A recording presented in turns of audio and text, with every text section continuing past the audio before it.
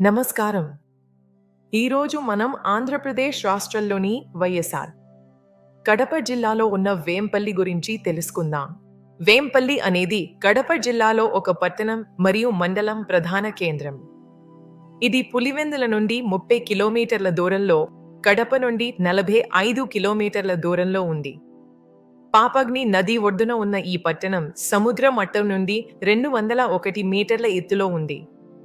2011 జనాభా లెక్కల ప్రకారం ఇక్కడ 36,031 మంది జనాభా ఉంది. అక్షరాస్యత రేటు 54.74%. వేంపల్లి చరిత్ర కడప జిల్లా మొత్తం ప్రాగైతిహాసిక కాలానికి చెందిన ఆధారాలు కలిగి ఉంది. పాపగ్ని నది కారణంగా ఈ ప్రాంతం చారిత్రకంగా ముఖ్యమైనది. ఇది వైఎస్ రాజశేఖర రెడ్డి ఘాట్ మరియు గండి క్షేత్రం సమీపంలో ఉంది.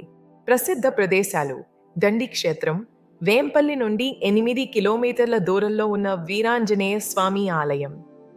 పురాణ కథల ప్రకారం రాముడు మరియు అంజనేయుడు సంబంధితమైనది. శ్రావణ మాసంలో భక్తులు ఎక్కువగా వస్తారు. బ్రహ్మంగారి మఠం కందిమల్లయ్యపల్లిలో ఉంది. పోటులూరి వీరబ్రహ్మేంద్ర స్వామి భవిష్యవాణులకు ప్రసిద్ధి.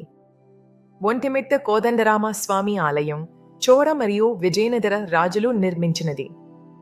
రామ, లక్ష్మణ, సీత విగ్రహాలు శిలపై చెక్కబడ్డాయి. పుష్పగిరి ఆలయ సముదాయం 7వ శతాబ్దంలో స్థాపించబడిన పురాతన ఆలయాలు చెన్నకేశవ స్వామి ప్రధానం. ఈ ప్రదేశాలు చారిత్రక మరియు ఆధ్యాత్మిక ప్రాముఖ్యత కలిగి ఉన్నాయి.